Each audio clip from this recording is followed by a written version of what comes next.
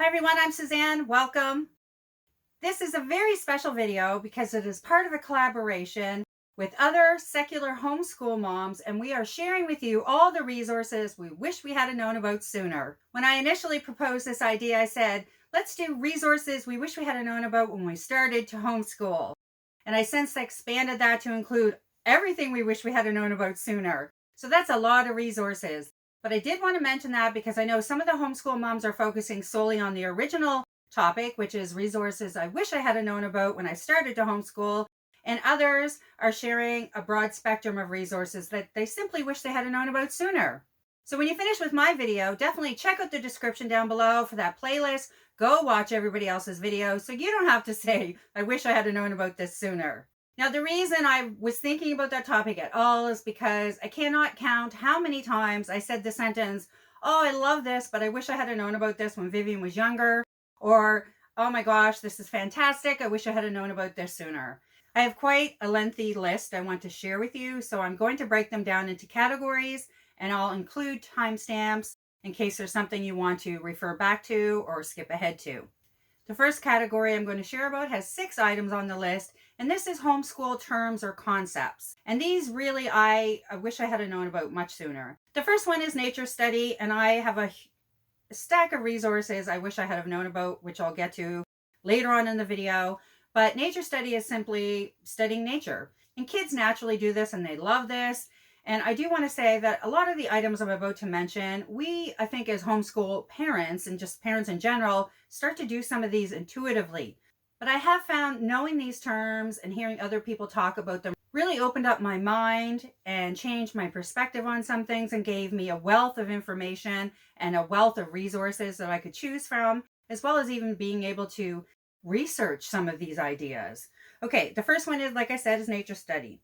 The second one is strewing. And all that strewing means is on a daily basis, you leave certain items out for your child to explore, and that they do that naturally. And if you like to sit and have a little quiet moment in the morning with a cup of coffee, that's a great way to do it, to leave something out on the coffee table or on the couch.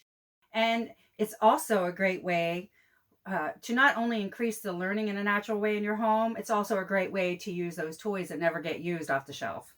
The third term I want to mention is gaming. Game schooling is simply teaching by playing games. So your child learns by playing games. This is one that I do wish I had have known about when I first started homeschooling, because I would love, now I would never be go to the extreme, because it feels extreme to me, of primarily using games to teach my child, because that would just be too much of a leap in terms of my personality. For me, I wish I had have known about it earlier. I think the perspective shift would have been very helpful for me. I could have made games a more active part of our homeschool, and I think by now it would be a bit more natural and a natural part of our homeschool day. And now I find I have to really fight with myself to include that in our homeschool, because the philosophy behind it, I totally believe in. It makes so much sense. And I've witnessed how it works with my daughter. I've witnessed the power of play and playing games to reinforce what we're learning. However, it doesn't come naturally to me. And I do wish, that's one that's really high up that I wish I had have known much earlier. Now, there's 3 others that I'm going to talk about, and I did learn about some of them sooner than others. But the first one is morning basket, and that's simply, everybody has a different morning basket, but it is a term, if you're new to homeschool, you will hear thrown about quite a bit. And some people like this, some people do not. I personally love having a morning basket, and it really is putting certain books that we want to read for a set period of time into a basket. And I love that because it just seems cozy and it's all in one place.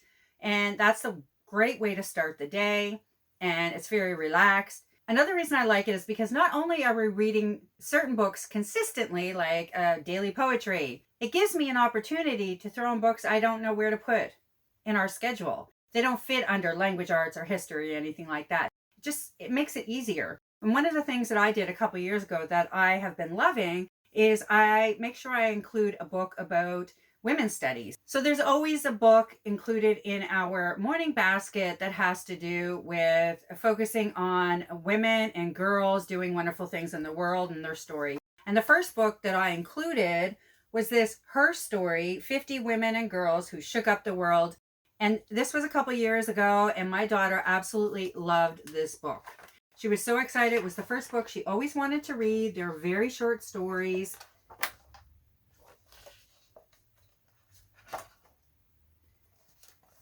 So that was very positive. And I've continued that on in terms of including female-centered books in our morning basket. Another term that you'll hear a lot in homeschooling circles is unit studies. And that is simply a unit of study. If you choose a topic, then you get together a bunch of resources that have to do with that topic and you read them all. It's that simple. It's one of the primary tools that I use to teach in our homeschool. So for me, that is a huge part of our curriculum. Absolutely love them. And if you want to hear more about unit studies, definitely make sure you check out my video where I listed my 3 favorite curriculum as well as my least favorite. I talk more about unit studies there. Well, let's face it, I probably talk about unit studies in most of my videos because we do so many of them and I love them so much. The final item that you hear thrown about all the time in homeschool circles is poetry tea time. Again, I think this is something that people might do naturally in their home with their kids anyways. It certainly was not for me, but it is one of the items that I heard about and latched onto very early in our homeschool journey. And I'm so grateful because it was so exciting back then. And it's a normal part of our homeschool life now. The next category I'm going to share about are resources. So I'm going to tell you about 12 resources, some of which I can show you, some of which I'm just going to put links to down in the description, and I will link everything that I can in the description. The first one is obvious, YouTube homeschoolers. I really wish I knew about this community much sooner. Obviously, if you're watching this, you already know about this community, so that's fantastic. 2, I wish I had known about Core Knowledge.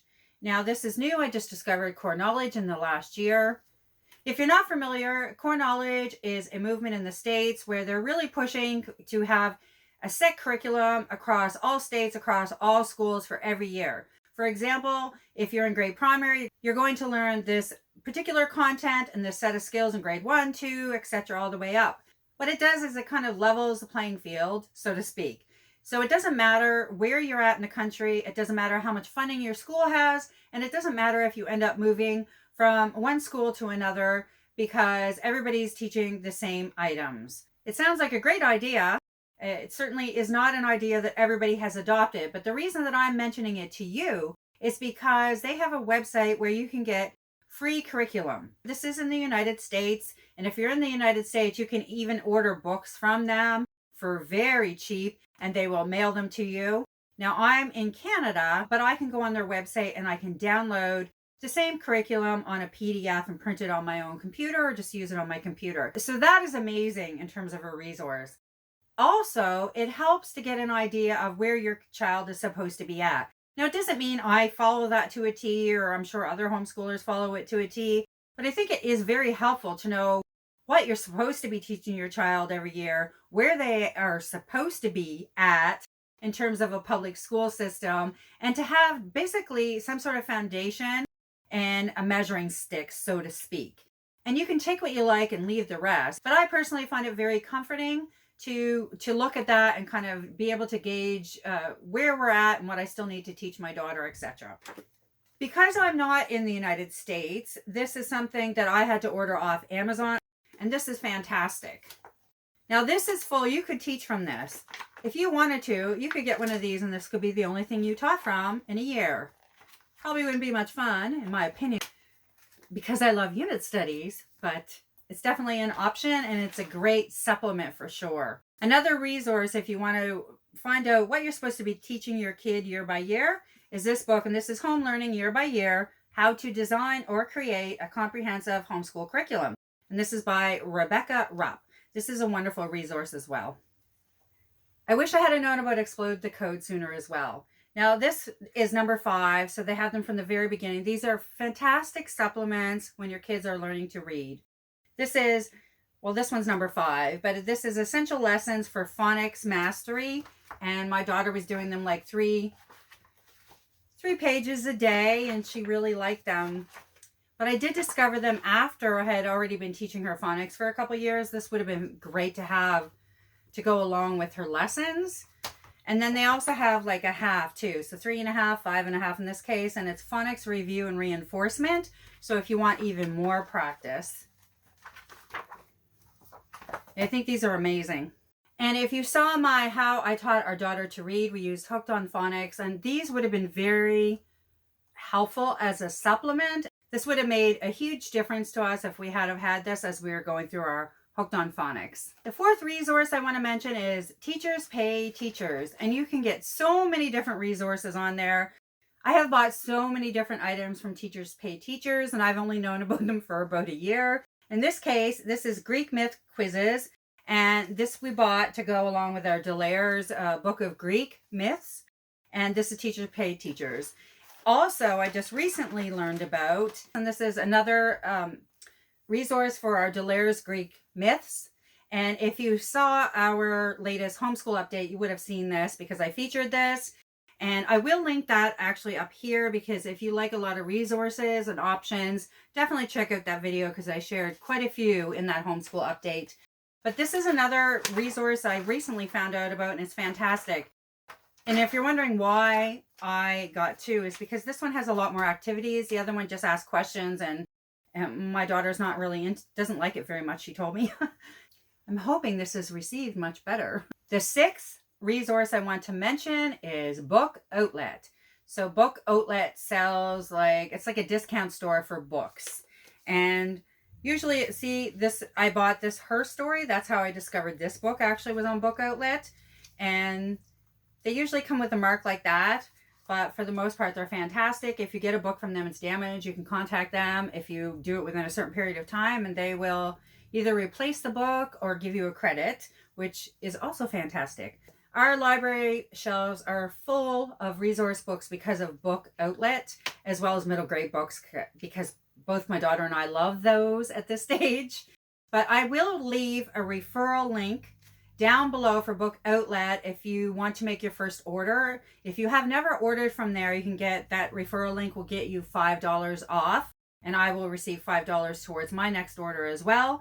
Now, I know that's not a lot of money, but it's still $5 savings is $5 savings, right? Okay, resource number 7 in this category I want to mention is Hoopla Digital, and this is for audiobooks, and it's through your public library. I was so happy when I discovered this. And how it works is you can access Hoopla Digital from your library. So we get audiobooks from our local library on Overdrive. But in addition to that, we can access Hoopla Digital's catalog online as well. And you can get up to 5 additional audiobooks. And I find if they're on there, you can get those much faster. Like a popular book sometimes on my local library has a huge wait list to get it on audio, and I find using both is fantastic. But I just want to let you know because I was super excited when I discovered Hoopla Digital. My 8th resource I want to mention is you can watch read-alouds on YouTube. Now, I don't know if you knew about that, but I didn't. And because we do so many unit studies and I buy a lot of curriculum for our unit studies from other homeschoolers, they usually have book lists. I love my book lists. And if you haven't noticed, we love books in this house like crazy. So I use as many as possible. But when I end up having book lists for say 4 or 5 or even 2 different studies that we have going on, it ends up a huge number of books. So sometimes I just want to I wish I didn't have to go get another stack of books from the library. And sometimes I just forget. So I find it's really great to look up YouTube. And if I want to run around, do something and still feel like my daughter should be doing something to do with school or continuing on a study, it's also a great way to feel that the education is continuing while I go change the laundry, for example. Another reason it's fantastic is sometimes my local library doesn't have a picture book, for example, that's on a list. And while I love picture books, even as my daughter is getting older, we're still reading a lot of picture books and love them. I don't really want to buy all these picture books on all these lists because that's a huge investment for a book. Probably we only want to read one time. Resource books. I had to include this in my list. This is number 9. If you're looking for great resource books, either from your local library or to add to your own homeschool shelves, I have 2 of my favorite publishers now for homeschool resource books. One is DK Publishing and the other one is Lonely Planet Kids. The last 3 items on this list I already spoke in detail about in a video, so I'm going to link that right here. And it was titled Best Homeschool Resources to Help You Create the Homeschool You Want. And I included in there all the amazing Facebook groups.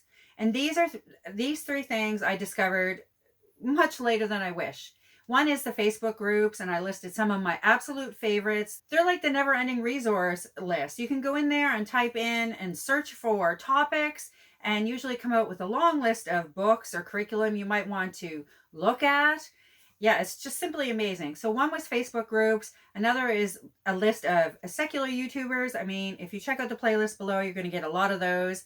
But I also listed some of my other favorite homeschool YouTubers. And the last thing was I gave a list of homeschool books. Definitely check out the video if you have an interest there. And I highly suggest if you want to have more interaction with other homeschoolers, please check those out because the Facebook groups in and of themselves are amazing. In the community, you'll find in the comments sections of most of these homeschool videos.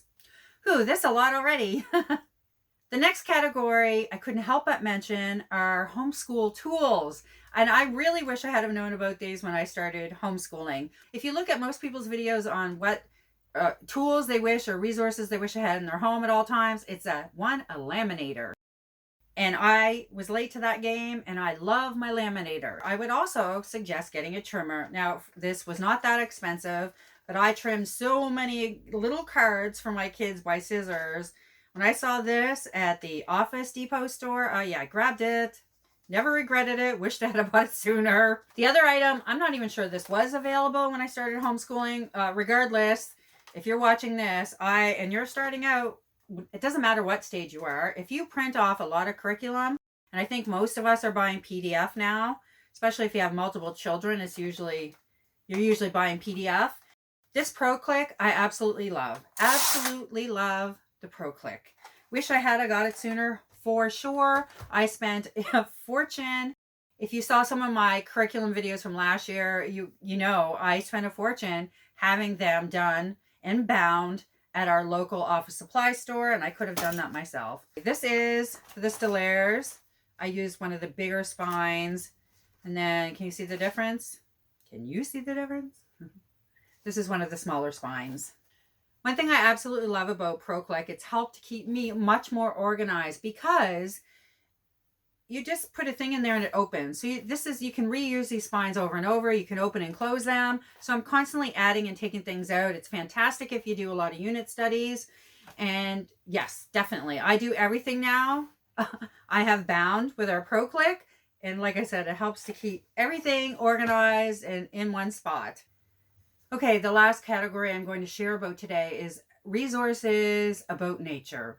Now, I mentioned at the beginning, I wish I had heard about nature study much earlier, and there are a couple of items that I think we would have got so much joy from had I discovered them earlier. The first one is these amazing pocket naturalist guides. These are so easy, and this is waterproof, by the way.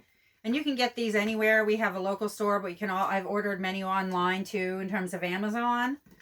We have them for trees, foraging, ropes, tying ropes, birds, you name it. So definitely check out the Pocket Naturalists. If you are somebody that's going on the nature hikes and everything, these fit in your bag perfectly. I'm going to share a bunch of books with you. Now, I said we were doing poetry tea time since my daughter was young. Before she was even 5, we started the poetry tea time. Absolutely love it. One of the books that I wish we had to discover back then because I think she would have totally enjoyed it is the Book of Animal Poetry by National Geographic. I'm going to insert a picture here because we don't actually have that book. Now, I recently had that out from the library and my daughter wasn't that interested at this point. But I know she would have been a few years back. It would have probably been one of her favorites. Also, another set of books I wish I had known about earlier is the Be a Nature Detective series by Peggy Kochanoff.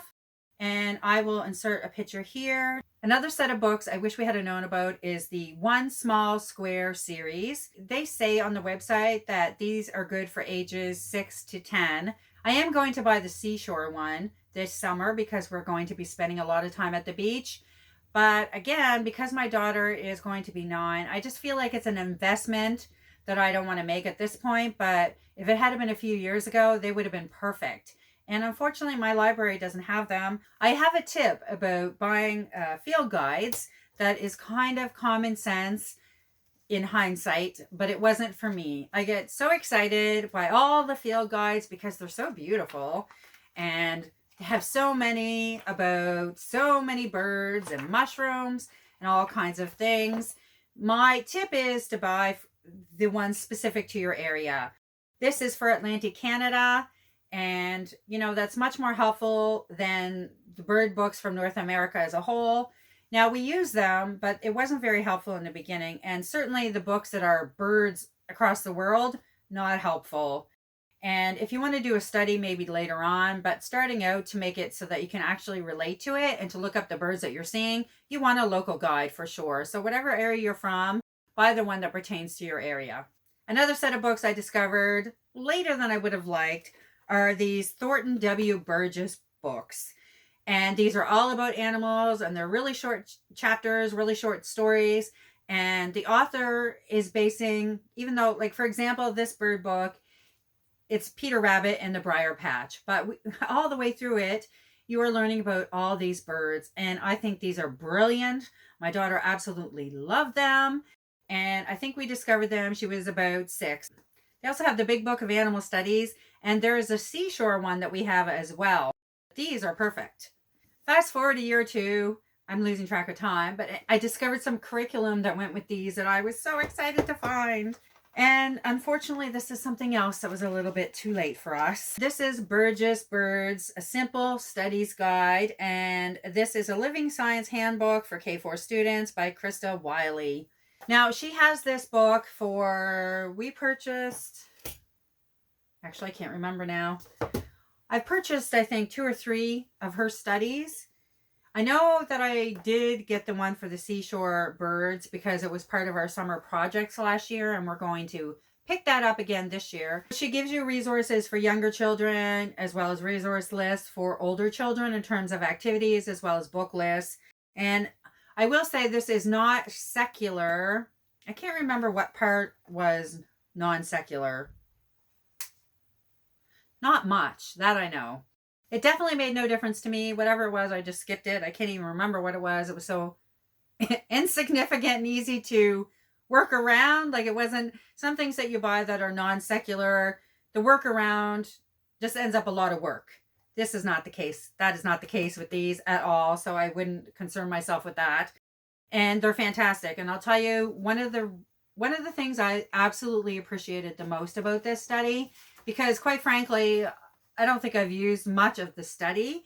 What I was so excited to find was she had coloring pages that matched every single chapter. So when you're reading, for example, the Burgess Bird Book for Children, every single chapter introduces 1 to 2 new birds. So before we found this curriculum, and Vivian and I were reading this as part of our morning basket, I was always online trying to find coloring pages that match the birds from that particular chapter. And I spent a huge amount of time doing that.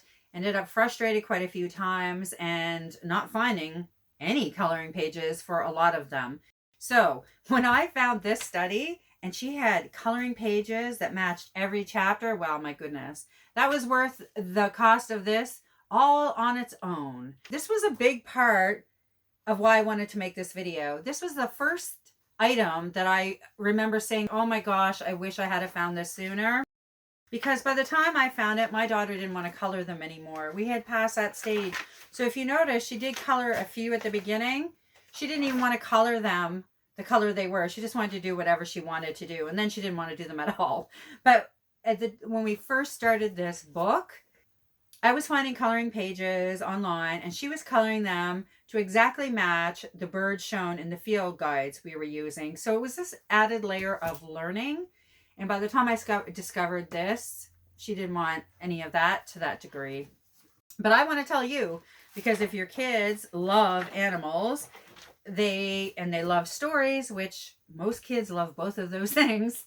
These are fantastic. And they were written, I don't know, early 1900s. And also you can find copies of this online for free. When I thought of this video, this was the very first thing I thought of, because I don't know how many times I used this and looked at this and go, oh, I wish I had found this a couple years ago. The last little item I'm going to mention is Exploring Nature with Children. This is a curriculum that's absolutely fantastic, and it comes for every season.